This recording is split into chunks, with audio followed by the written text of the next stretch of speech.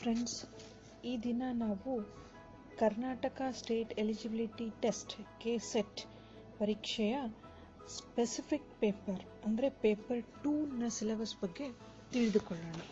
So paper 2 ಸಿಲೆಬಸ್ನಲ್ಲಿ ಏನು ಇರುತ್ತೆ ನಮಗೆ ಅಂತ ಅಂದರೆ, ಸೊ ಮೊದಲನೇದಾಗಿ ಯೂನಿಟ್ಸ್ ನೋಡ್ತಾ ಹೋಗೋದಾದರೆ, ಫಸ್ಟ್ ಯೂನಿಟ್ ಬಂದ್ಬಿಟ್ಟು mathematical methods of physics, second unit classical mechanics, third unit electromagnetic theory, fourth unit ಬಂದ್ಬಿಟ್ಟು ಕ್ವಾಂಟಮ್ ಮೆಕ್ಯಾನಿಕ್ಸ್, ಫಿಫ್ತ್ ಯೂನಿಟ್ ಬಂದ್ಬಿಟ್ಟು thermodynamic and statistical physics, sixth unit ಬಂದ್ಬಿಟ್ಟು electronics and experimental methods.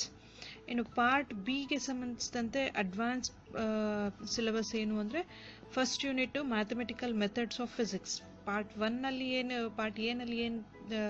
Units ಇದೆ same units ಇದರಲ್ಲಿನೂ ಇರುತ್ತೆ. Second unit classical mechanics, third unit electromagnetic theory, fourth unit quantum mechanics, fifth unit thermodynamic and statistical physics, sixth unit electronics and experimental methods, seventh unit atomic and molecular physics, eighth unit ಬಂದ್ಬಿಟ್ಟು condensed matter physics, ಇದನ್ನು ಮತ್ತೆ solid state physics ಅಂತಲೂ ಕರೀತಾರೆ ಇದನ್ನು, nuclear and particle physics. So ninth unit. ಇದಿಷ್ಟು ಬಂದ್ಬಿಟ್ಟು specific paper, physical ಸೈನ್ಸ್ನ specific paper syllabus ಆಗಿರುತ್ತೆ. ಸೊ ಇದರಲ್ಲಿ ಈ ಎಲ್ಲ ಸಿಲೆಬಸ್ನಲ್ಲಿ ನಾವು ಮುಖ್ಯವಾಗಿ ನೋಡ್ಕೊಳ್ಬೇಕೇನು ಅಂದರೆ, ಫಸ್ಟ್ ಯಾವ ಸಬ್ಜೆಕ್ಟಿಂದ ಸ್ಟಾರ್ಟ್ ಮಾಡಬೇಕು ಅಂತಂದೇಳಿ. ಸೊ ಸಿಲೆಬಸ್ ಸ್ಟಾರ್ಟ್ ಮಾಡಬೇಕು ಅಂದರೆ ಫಸ್ಟ್ ನಾವು ಯಾವಾಗಲೂ ಮ್ಯಾಥಮೆಟಿಕಲ್ ಮೆಥಡ್ಸ್ ಆಫ್ ಫಿಸಿಕ್ಸಿಂದ ಸ್ಟಾರ್ಟ್ ಮಾಡ್ಕೋಬೇಕು. ಮ್ಯಾಥಮೆಟಿಕಲ್ ಮೆಥಡ್ಸ್ ಆಫ್ ಫಿಸಿಕ್ಸಿಂದನೇ ಯಾಕೆ ಸ್ಟಾರ್ಟ್ ಮಾಡ್ಕೋಬೇಕು ಅಂದರೆ, ಈ ಸಬ್ಜೆಕ್ಟ್ನಲ್ಲಿ ಮ್ಯಾಥಮೆಟಿಕಲ್ ಫಿಸಿಕ್ಸ್ನಲ್ಲಿ ನಮಗೆ ಫೋರಿಯರ್ ಸೀರೀಸ್ ಬರುತ್ತೆ, ಫೋರಿಯರ್ ಆ್ಯಂಡ್ ಲ್ಯಾಪ್ಲೇಸ್ ಟ್ರಾನ್ಸ್ಫಾರ್ಮ್ಸ್ ಬರುತ್ತೆ, ಇಲ್ಲ ಅನಾಲಿಟಿಕಲ್ ಫಂಕ್ಷನ್ಸ್ ಬರುತ್ತೆ, ಇಲ್ಲ solving linear algebra, linear ordinary differential equations ಬರುತ್ತೆ first and second order, Hermite, Bessel, Legendre functions ಅದೆಲ್ಲ ಇರುತ್ತೆ, ಅಥವಾ ಪ್ರಾಬಬಿಲಿಟಿ ಫಂಕ್ಷನ್ಸ್ ಇರುತ್ತೆ. ಅದ್ರ ಬಗ್ಗೆ ಎಲ್ಲ ನಮಗೆ ನಾಲೆಡ್ಜ್ ಇದ್ದರೆ ನೆಕ್ಸ್ಟ್ ನಾವು ಡೈರೆಕ್ಟಾಗಿ ಆ ನಾಲೆಡ್ಜ್ನ ನಾವು ಕ್ಲಾಸಿಕಲ್ ಮೆಕ್ಯಾನಿಕ್ಸು, ಕ್ವಾಂಟಮ್ ಮೆಕ್ಯಾನಿಕ್ಸ್ನಲ್ಲಿ ಅಪ್ಲೈ ಮಾಡೋಕ್ಕೆ ಬರುತ್ತೆ. ನಾವು ಅದು ಬಿಟ್ಟು ಡೈರೆಕ್ಟಾಗಿ ಕ್ಲಾಸಿಕಲ್ ಅಥವಾ ಕ್ವಾಂಟಮ್ ಮೆಕ್ಯಾನಿಕ್ಸ್ನಲ್ಲಿ ಹೋದರೆ ನಮಗೆ ಇಲ್ಲಿ linear dependent and independent equations ಏನು ಅಂತಲೇ ಗೊತ್ತಿಲ್ಲ ಅಂತಂದರೆ ನಾವು ಅಲ್ಲಿ ಹೋಗ್ಬಿಟ್ಟು ಕ್ಲಾಸಿಕಲ್ ಮೆಕ್ಯಾನಿಕ್ಸ್ ಆ್ಯಂಡ್ ಕ್ವಾಂಟಮ್ ಮೆಕ್ಯಾನಿಕ್ಸ್ನಲ್ಲಿ ಪ್ರಾಬ್ಲಮ್ಸು ಸಾಲ್ವ್ ಮಾಡೋದಕ್ಕೆ ಕಷ್ಟ ಆಗುತ್ತೆ. ಸೊ ಯಾವಾಗಲೂ ನಾವು ಪ್ರಿಪ್ರೇಷನ್ ಸ್ಟಾರ್ಟ್ ಮಾಡಬೇಕಾದ್ರೆ first we have to start with mathematical methods of physics. So mathematical methods of ಫಿಸಿಕ್ಸ್ನಲ್ಲಿ ಮೇನ್ ಇಂಪಾರ್ಟೆಂಟ್ ಫಸ್ಟ್ ಏನು ಮಾಡಬೇಕು ಅಂತಂದೇಳಂದರೆ ಮ್ಯಾಟ್ರಿಸಸ್ನಿಂದ ಸ್ಟಾರ್ಟ್ ಮಾಡ್ಕೋಬೇಕು. ಸೊ ಮ್ಯಾಟ್ರಿಸಸ್ನಲ್ಲಿ ಮೋಸ್ಟ್ ಇಂಪಾರ್ಟೆಂಟ್ ಬಂದ್ಬಿಟ್ಟು ಕ್ಯಾಲಿ ಹ್ಯಾಮಿಲ್ಟನ್ ಥಿಯರಮ್, ಒಂದು ಐಗನ್ ವ್ಯಾಲ್ಯೂಸ್ ಬೇಸ್ಡ್ ಮೇಲೆ ಕ್ವೆಶನ್ಸ್ ಬರುತ್ತೆ. ಲಾಸ್ಟ್ 6 years ಕ್ವೆಶನ್ ಪೇಪರ್ ನಾವು ಅನಲೈಸ್ ಮಾಡೋದು ನೋಡೋದಾದರೆ ಮ್ಯಾಟ್ರಿಸಸ್ ಮೇಲೆ, ಕ್ಯಾಲಿ ಹ್ಯಾಮಿಲ್ಟನ್ ಥಿಯರಮ್ ಮೇಲೆ ಕ್ವೆಶನ್ಸ್ ಇದೆ, ಐಗನ್ ವ್ಯಾಲ್ಯೂಸ್ ಫೈಂಡ್ ಔಟ್ ಮಾಡೋದ್ರ ಮೇಲೆ ಇದೆ. ಮತ್ತು linear ordinary differential equations of first and second ಆರ್ಡರ್ನಲ್ಲಿ ಅದ್ರ ಬೇಸ್ಡ್ ಆನ್ ಕ್ವೆಶನ್ಸ್ ಕೂಡ ಬಂದಿದೆ, ಅಂದರೆ ಅಷ್ಟು ರಿಪೀಟೆಡ್ ಕ್ವೆಶನ್ಸ್ ಇಲ್ಲ ಅದರಲ್ಲಿ. ನೆಕ್ಸ್ಟ್ ಇನ್ನೊಂದು ನೋಡಬೇಕಾದ್ರೆ general form of Hermite, Bessel ಮತ್ತು ಲ್ಯಾಗುರೆ ಮತ್ತು ಲೆಜೆಂಡ್ರಿ ಫಂಕ್ಷನ್ಸ್ದು ಜನರೇಟಿಂಗ್ ಫಂಕ್ಷನ್ಸ್ ರಿಲೇಟೆಡ್ ಕ್ವೆಶನ್ಸು ಇದೆ. Next Fourier series, Fourier and Laplace transforms, Fourier series ಮೇಲೆ ಕ್ವೆಶನ್ಸ್ ಬಂದಿದೆ, ಜಾಸ್ತಿ ಬಂದ್ಬಿಟ್ಟು ಲ್ಯಾಪ್ಲೇಸ್ ಟ್ರಾನ್ಸ್ಫಾರ್ಮ್ಸ್ ಮೇಲೆ ಕ್ವೆಶನ್ಸ್ ಇದೆ. ಮತ್ತು ಅನಾಲಿಟಿಕ್ ಫಂಕ್ಷನ್ಸ್, ಕಾಂಪ್ಲೆಕ್ಸ್ ಅನಾಲಿಸಿಸ್ನಲ್ಲಿ analytic functions based on questions ಇದೆ. ಮತ್ತು ಟೈಲರ್ ಸೀರೀಸ್ ಬಗ್ಗೆ ಇದೆ. Poles, identify the number of poles in this poles ಮತ್ತು ರೆಸಿಡ್ಯೂಸ್ ರಿಲೇಟೆಡ್ ಕ್ವೆಶನ್ಸು ಇದೆ. ಸೊ ಇದಿಷ್ಟು main important points mathematical methods of ಫಿಸಿಕ್ಸಿಂದ. ಅದು ಪಾರ್ಟ್ ಎ ಸೆಕ್ಷನ್ಗೆ ಸಂಬಂಧಿಸಿದಂತೆ. ಮತ್ತು ನಾವು ಪಾರ್ಟ್ ಬಿ ಅಡ್ವಾನ್ಸ್ಡ್ನಲ್ಲಿ ನೋಡೋದಾದರೆ, ಪಾರ್ಟ್ ಬಿನಲ್ಲಿ ಗ್ರೀನ್ಸ್ ಫಂಕ್ಷನ್ ಬಗ್ಗೆ ಒಂದು 1 year ಬಂದಿದೆ ಕ್ವೆಶನ್ನು. ಇನ್ನು ಮೋಸ್ಟ್ ಇಂಪಾರ್ಟೆಂಟ್ ಇದರಲ್ಲಿ ಅಂತಂದರೆ ಕಂಪ್ಯೂಟೇಷನಲ್ ಟೆಕ್ನಿಕ್ಸ್ ಬಗ್ಗೆ ನಾವು ಮಿಸ್ ಮಾಡಲಾರ್ದೆ ಕಲ್ತ್ಕೋಬೇಕು. ಅದು ಏನು, root of the functions, interpolation and extrapolation. Interpolation and extrapolation ಬಗ್ಗೆ ನಾವು ನಾರ್ಮಲ್ ಆಗಿ ಜನರಲ್ ಮೆಥಡ್ ಯೂಸ್ ಮಾಡಿಕೊಂಡು ಬಿಟ್ಟು ಕೂಡ ನಾವು ರೂಟ್ಸ್ನ ಫೈಂಡ್ ಔಟ್ ಮಾಡ್ಬೋದು. ಅದ್ರ whether the given root is function of that given polynomial ಅನ್ನೋದನ್ನ ನಾವು ಜನರಲ್ ಆಗಿ ಕೂಡ ಚೆಕ್ ಮಾಡ್ಕೋಬಹುದು. ಬಟ್ ಇದರಲ್ಲಿ ಮೇನ್ ಇಂಪಾರ್ಟೆಂಟ್ ನಾವು ಕಲ್ತ್ಕೋಬೇಕಾಗಿರೋ ಮೆಥಡ್ ಯಾವುದು ಅಂದರೆ ಟ್ರಪಿಸಾಯ್ಡ್ ಮೆಥಡ್ ಒಂದು, ಸಿಂಪ್ಸನ್ಸ್ ರೂಲ್, ಸಿಂಪ್ಸನ್ಸ್ 1/3 ರೂಲ್ ಅಂತ ಇದೆ, ಸಿಂಪ್ಸನ್ಸ್ 3/8 ರೂಲ್ ಅಂತ ಇದೆ. ಆ ಎರಡು ರೂಲ್ಸ್ನ ನಾವು ಪರ್ಫೆಕ್ಟ್ ಆಗಬೇಕು. ಮತ್ತು solving first order differential equations by Runge Kutta method and finite differences methods. So ಅಲ್ಲಿ ನ್ಯೂಟನ್ ರಾಪ್ಸನ್ ಮೆಥಡ್ ಬರುತ್ತೆ. ಸೊ ಆ ನ್ಯೂಟನ್ ರಾಪ್ಸನ್ ಮೆಥಡ್ಸ್ನ ನಾವು ಫೈಂಡ್ ಔಟ್ ಮಾಡ್ಕೋಬೇಕು.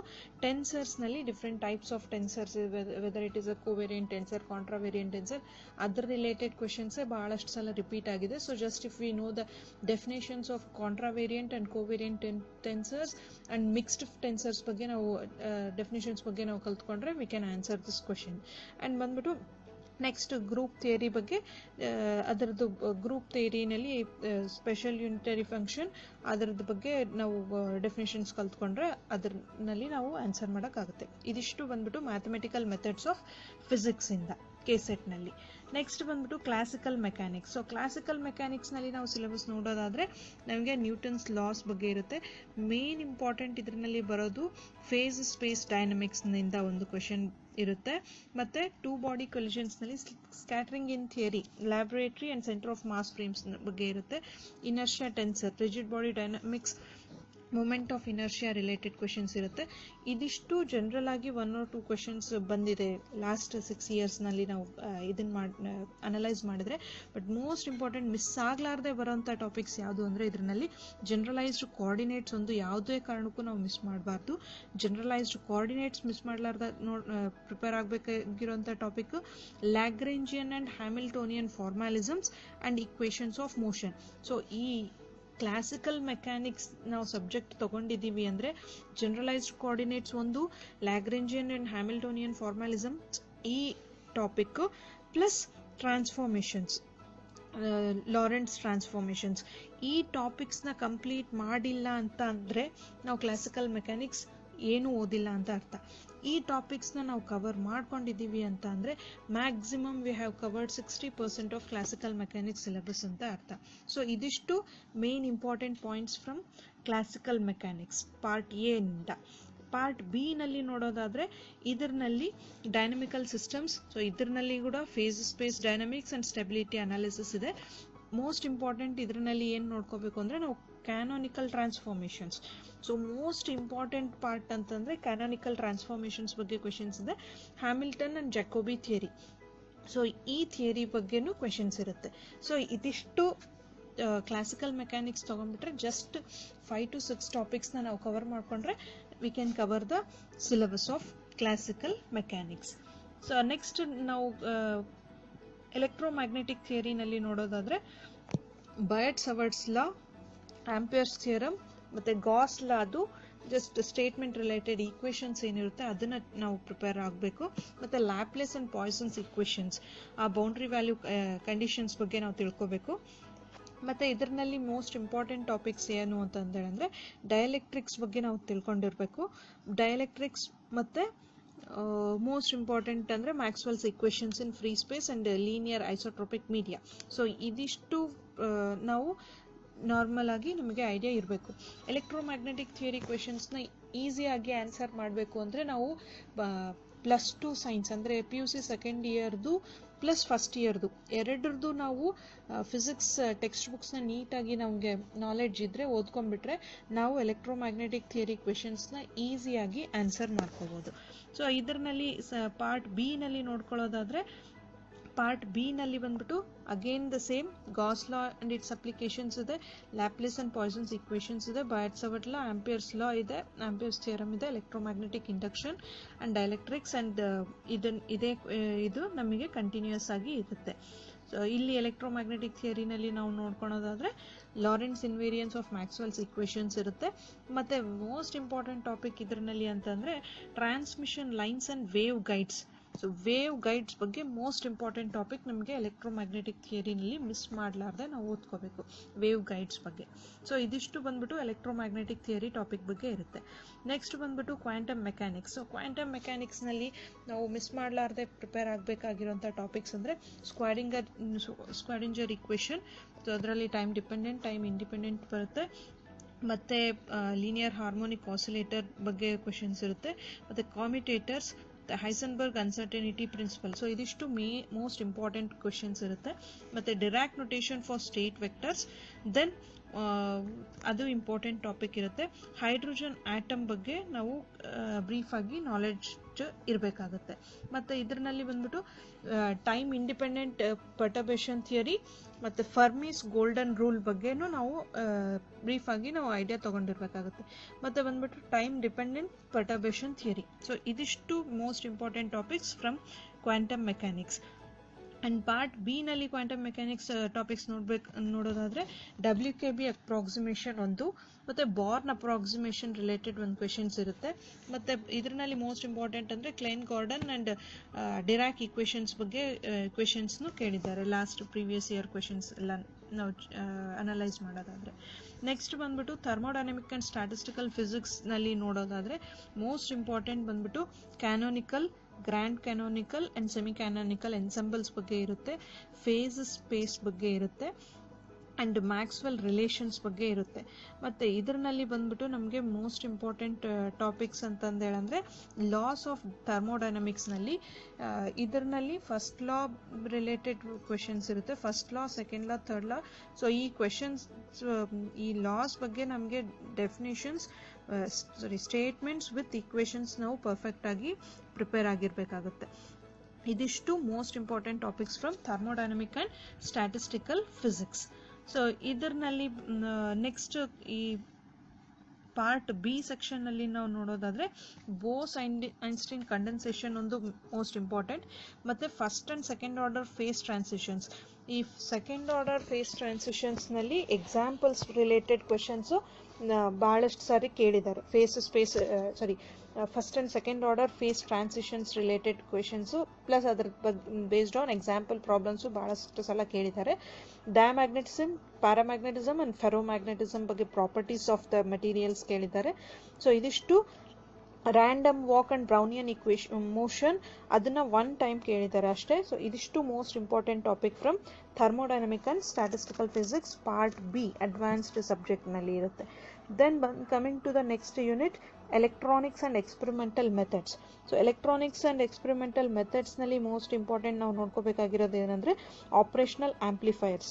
So most important operational amplifiers ಬಗ್ಗೆ ತಿಳ್ಕೋಬೇಕು, ಆಪ್ಟೋ ಎಲೆಕ್ಟ್ರಾನಿಕ್ ಡಿವೈಸಸ್ ಬಗ್ಗೆ ತಿಳ್ಕೋಬೇಕು. ಸೊ ಆಪ್ಟೋ ಎಲೆಕ್ಟ್ರಾನಿಕ್ ಡಿವೈಸಸ್ನಲ್ಲಿ ನಾವು ನೋಡೋದಾದರೆ ಅದರದ್ದು ಪ್ರಿನ್ಸಿಪಲ್ಲು, ವರ್ಕಿಂಗು ಅದೆಲ್ಲ ನಾವು ಐಡಿಯಾ ಇರಬೇಕಾಗುತ್ತೆ. ಮತ್ತು analog to digital converter and digital to analog converter. So ಅದ್ರ ಬಗ್ಗೆ ನಾವು ತಿಳ್ಕೊಂಡಿರಬೇಕಾಗುತ್ತೆ. ಮತ್ತು ಇದರಲ್ಲಿ ಮೋಸ್ಟ್ ಇಂಪಾರ್ಟೆಂಟ್ ಅಂದರೆ ಆಪ್ರೇಷನಲ್ ಆಂಪ್ಲಿಫೈಯರ್ಸ್. ಸೊ ಅದ್ರ ಬಗ್ಗೆ ನಾವು ಜಾಸ್ತಿ ಇನ್ ಡೀಟೇಲ್ ಆಗಿ ನಾವು ಸ್ಟಡಿ ಮಾಡಬೇಕಾಗುತ್ತೆ ಎಲೆಕ್ಟ್ರಾನಿಕ್ಸ್ ರಿಲೇಟೆಡ್ ಕ್ವೆಶನ್ಸ್ ನೋಡೋದಾದರೆ. ಮತ್ತು ಇದರಲ್ಲಿ ಪಾರ್ಟ್ ಬಿ ನಲ್ಲಿ ನೋಡೋದಾದರೆ ಇದರಲ್ಲಿ ಚೈ ಸ್ಕ್ವೇರ್ ಟೆಸ್ಟ್ ಬಗ್ಗೆ ಒಂದಿದೆ, ಮತ್ತು ಟ್ರಾನ್ಸ್ಡ್ಯೂಸರ್ಸ್ ರಿಲೇಟೆಡ್ ಕ್ವೆಶನ್ಸ್ ಕೂಡ ಕೇಳಿದ್ದಾರೆ ಒಂದೆರಡು ಸರ್ತಿ. ಆಮೇಲೆ ಇದರಲ್ಲಿ ಮೋಸ್ಟ್ ಇಂಪಾರ್ಟೆಂಟ್ ಅಂದರೆ ನಾವು ಆಪ್ ಆ್ಯಂಪ್ ಬಗ್ಗೆನೇ ತಿಳ್ಕೊಬೇಕು, ಆಪ್ರೇಷನಲ್ ಆಂಪ್ಲಿಫೈಯರ್ಸ್ ಬಗ್ಗೆನೇ ಕ್ವೆಶನ್ಸ್ ಜಾಸ್ತಿ ಇರುತ್ತೆ, ಪ್ರಾಬ್ಲಮ್ಸ್ ಇರುತ್ತೆ. ಆ ಪ್ರಾಬ್ಲಮ್ಸ್ನ ಸಾಲ್ವ್ ಮಾಡೋದು, ಅದ್ರ ಬಗ್ಗೆ ರಿಲೇಟೆಡ್ ಕ್ವೆಶನ್ಸ್ನ ನಾವು ಪ್ರೀವಿಯಸ್ ಇಯರ್ ಕ್ವೆಶನ್ಸ್ನ ಸಾಲ್ವ್ ಮಾಡ್ತಾ ಹೋದರೆ ಅದರಲ್ಲಿ ನಮಗೆ ಗೊತ್ತಾಗುತ್ತೆ. ನೆಕ್ಸ್ಟ್ ಕಮಿಂಗ್ ಟು ದಟ್, ಇದಿಷ್ಟು ಬಂದ್ಬಿಟ್ಟು ಪಾರ್ಟ್ ಎ ನಲ್ಲಿ 6 ಯೂನಿಟ್ಸ್ ಬಗ್ಗೆ ನಾವು ನೋಡಿದ್ದೀವಿ. ಪಾರ್ಟ್ ಬಿ ನಲ್ಲಿ apart from the 6 units, the extra unit what we are having, that is atomic and molecular physics. So atomic and molecular physics ನಲ್ಲಿ most important ನಾವು ನೋಡ್ಕೋಬೇಕಾಗಿರೋದಂದ್ರೆ Zeeman effect, Paschen Back effect and Stark effect. ಈ ಮೂರು ಎಫೆಕ್ಟ್ಸ್ದು ನಮಗೆ principal ಗೊತ್ತಿರಬೇಕು. Plus ಅದು reactions ಎಲ್ಲ ಯಾವ ರೀತಿ ಆಗುತ್ತೆ ಎಫೆಕ್ಟ್ ಅನ್ನೋದ್ರ ಬಗ್ಗೆ, ಎಲೆಕ್ಟ್ರಿಕ್ ಫೀಲ್ಡು, ಮ್ಯಾಗ್ನೆಟಿಕ್ ಫೀಲ್ಡು, ಅದರದ್ದೆಲ್ಲ ಐಡಿಯಾ ಇರಬೇಕು. ಮತ್ತು ಹೈಡ್ರೋಜನ್ಸ್ ಆಟಮ್ದು energy levels of hydrogen atom and hyperfine structure ಬಗ್ಗೆ ನಮಗೆ ನಾಲೆಡ್ಜ್ ಇರಬೇಕು.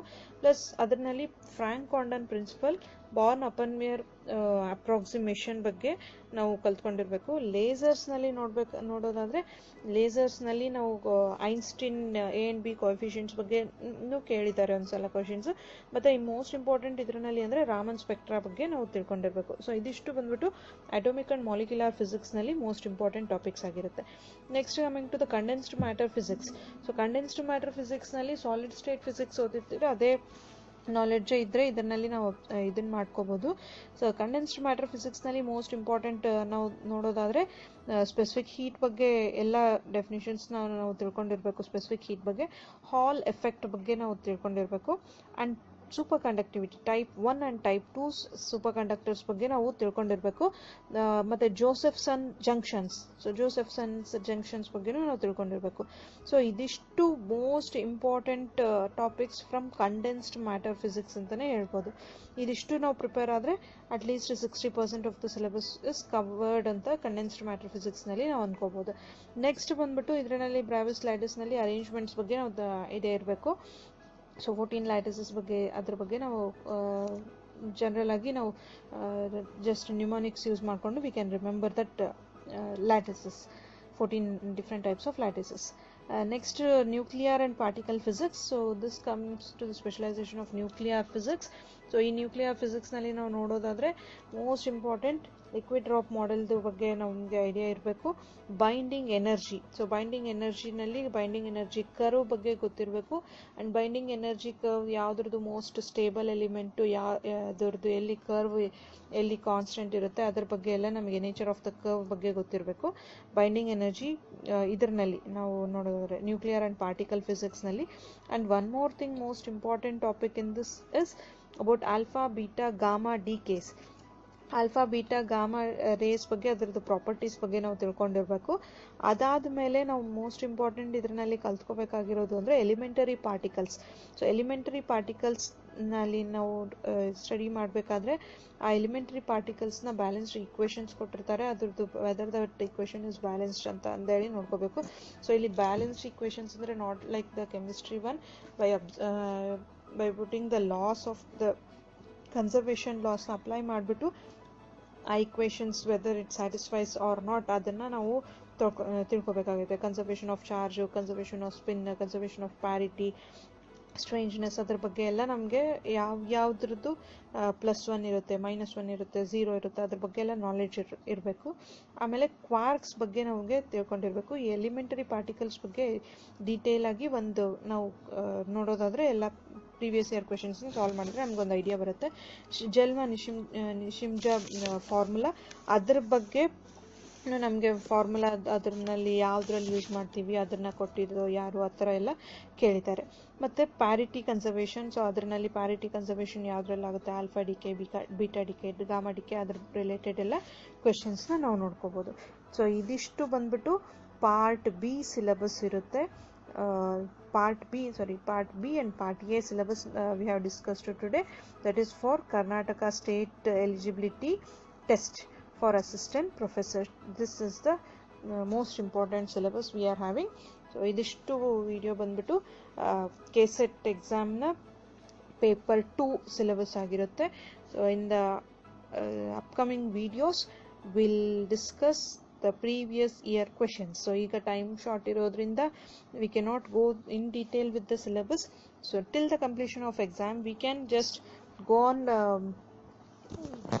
revising or solving the previous year questions, so that previous year questions na solve ಮಾಡೋದ್ರಿಂದ we can get an idea how we are getting the questions in the exam. So from the next video onwards we'll start with the solving previous year questions of KCET. So to get all the updates, so stay tuned to this YouTube channel. Thank you.